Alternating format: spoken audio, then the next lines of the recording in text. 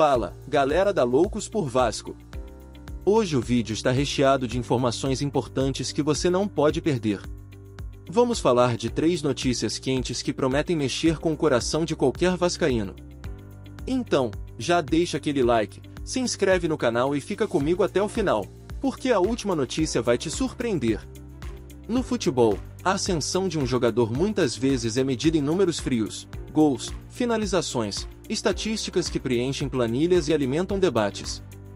No entanto, há casos mais raros e talvez mais impactantes, em que a verdadeira contribuição de um atleta não pode ser quantificada, mas sim sentida. É uma mudança de vibração, uma injeção de energia que transforma a dinâmica de todo um setor. Este é, precisamente, o fenômeno Andrés Gomes no Vasco da Gama. Em um curto espaço de tempo, o atacante colombiano se tornou o catalisador de uma revolução silenciosa no ataque cruzmaltino, provando que seu valor transcende, e muito, a ausência de um gol em sua contagem pessoal. Sua chegada foi marcada pela expectativa que acompanha qualquer reforço estrangeiro, mas sua afirmação não foi imediata. Foi um processo gradual, de adaptação e conquista de confiança. Fernando Diniz, um técnico conhecido por sua sensibilidade tática e humana, soube trabalhar o jovem jogador, inserindo-o aos poucos na complexa engrenagem da equipe. A oportunidade de ouro, no entanto, surgiu de uma brecha deixada por um ídolo. Pablo Vegetti, o artilheiro implacável e até então pilar insubstituível do ataque, entrou em uma inesperada má fase. O faro de gol do argentino pareceu adormecer, e foi nesse vácuo que a intensidade de Gomes começou a falar mais alto. O ponto de virada, o momento que selou essa transição de poder no ataque, foi a partida contra o Vitória. Com o time em dificuldades, Diniz fez a aposta ousada de sacar Vegetti no intervalo e lançar o colombiano. A resposta foi imediata e devastadora. Gomes não marcou, mas deu uma assistência crucial para o gol de Ryan, demonstrando uma visão de jogo e uma capacidade de desequilíbrio que o time ansiava. Aquele lance foi a materialização de sua proposta, menos referência estática na área e mais movimento, mais agressividade, mais imprevisibilidade. A partir dali, a vaga era sua por merecimento. Nos jogos seguintes, contra Fortaleza e no clássico contra o Fluminense, ele foi titular e peça-chave nas vitórias, justificando a aposta do treinador. O efeito Gomes é multifacetado. Primeiramente, ele injetou uma dose cavalar de intensidade na linha de frente. Sua disposição para pressionar a saída de bola adversária, para perseguir defensores e para acreditar em jogadas aparentemente perdidas, como no lance que originou o segundo gol contra o Fluminense, contagiou a equipe e caiu nas graças da torcida, que valoriza a entrega tanto quanto o talento. Em segundo lugar, mesmo sem marcar, ele se tornou um facilitador. Desde sua estreia, ninguém no elenco deu mais passes para gol do que ele. Isso demonstra que sua contribuição é para o coletivo, ele cria os espaços e as oportunidades para que outros brilhem, um sinal de inteligência tática e generosidade. As palavras do próprio Fernando Diniz servem como a chancela definitiva de sua importância. Ao falar em crescimento exponencial, o técnico não se refere apenas à performance, mas ao amadurecimento de um jogador jovem que soube ter a paciência que talvez lhe faltasse na Europa.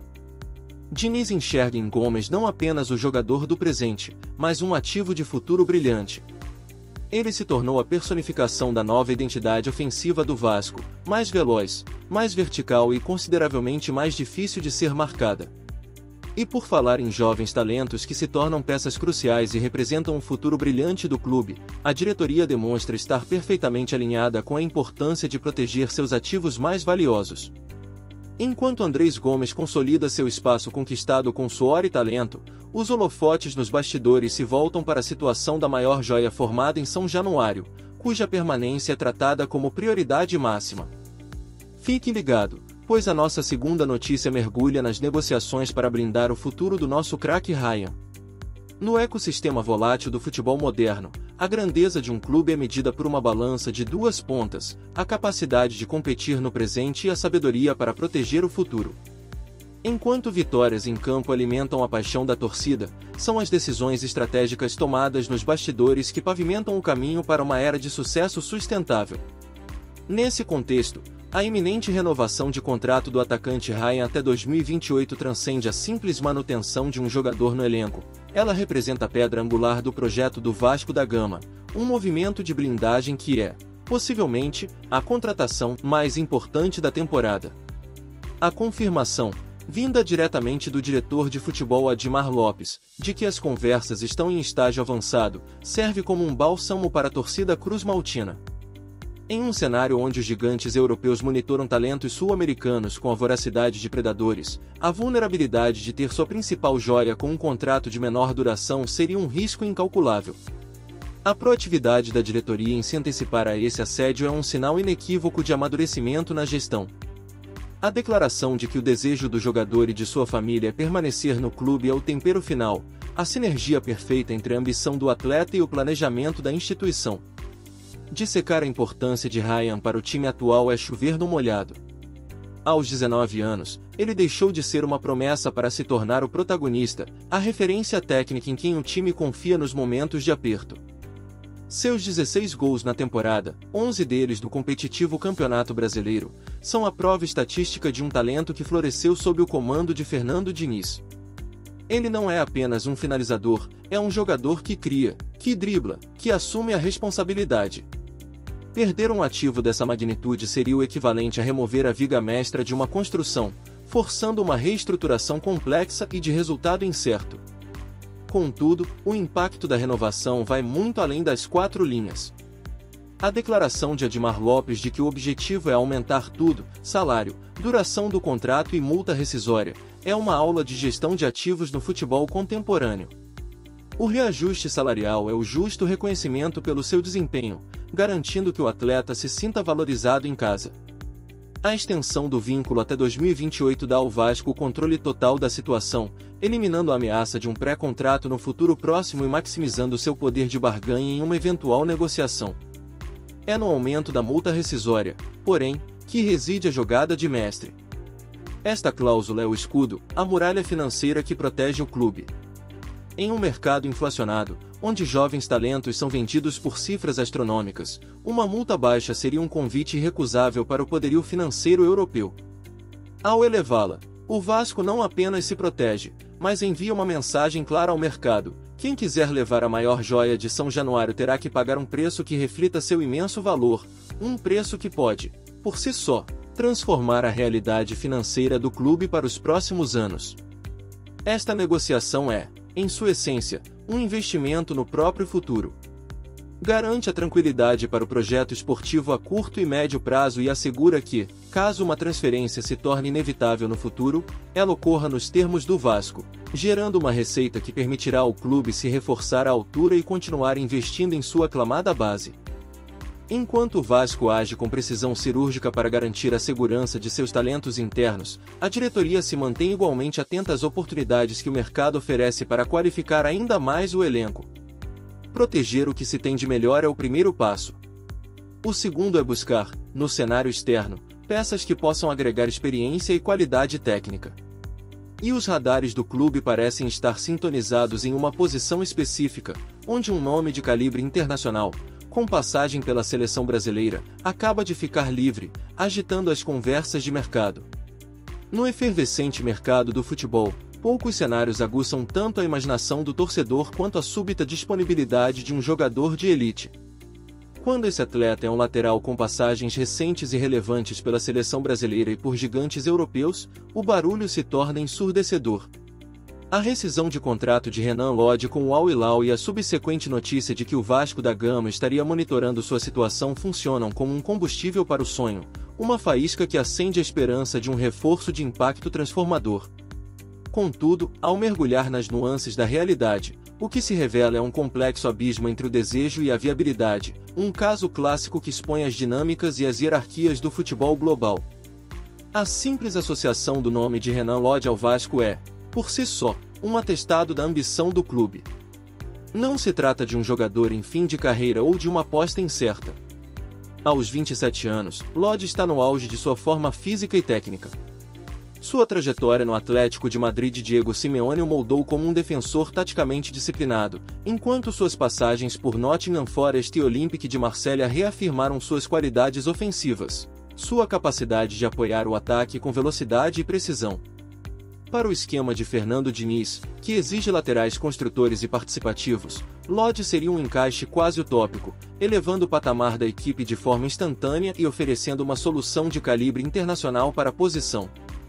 No entanto, o futebol moderno é um tabuleiro onde as ambições pessoais dos atletas frequentemente ditam as regras do jogo.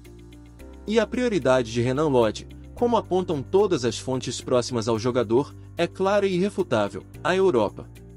Essa decisão não é um capricho, mas sim um movimento estratégico calculado, com um objetivo maior em vista: a seleção brasileira.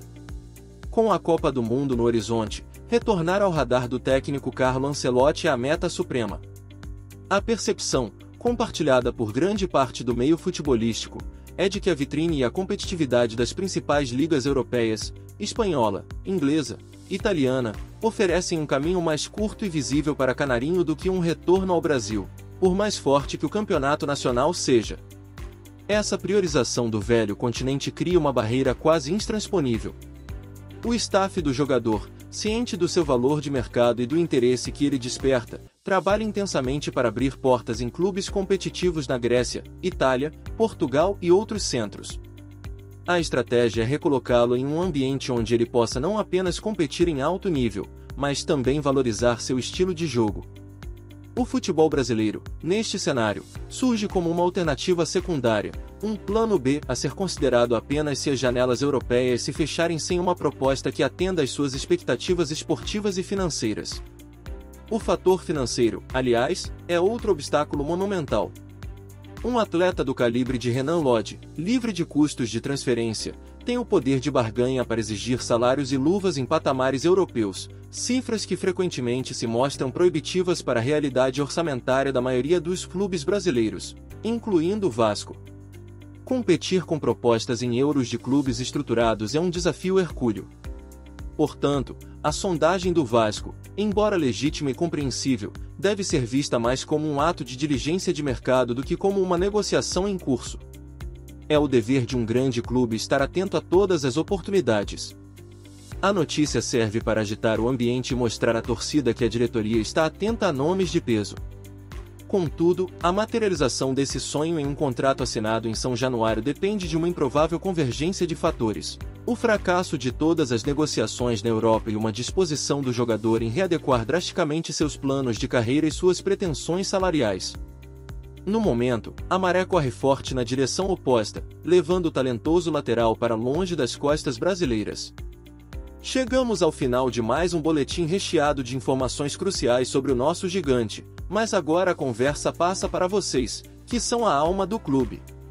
Eu quero saber a opinião de cada um sobre esses temas quentes. Sobre Andrés Gomes, ele realmente transformou o nosso ataque? A intensidade e a participação dele sem a necessidade de ser o homem-gol é o futuro do nosso esquema ofensivo? Comentem aqui o que vocês acham da ascensão do colombiano.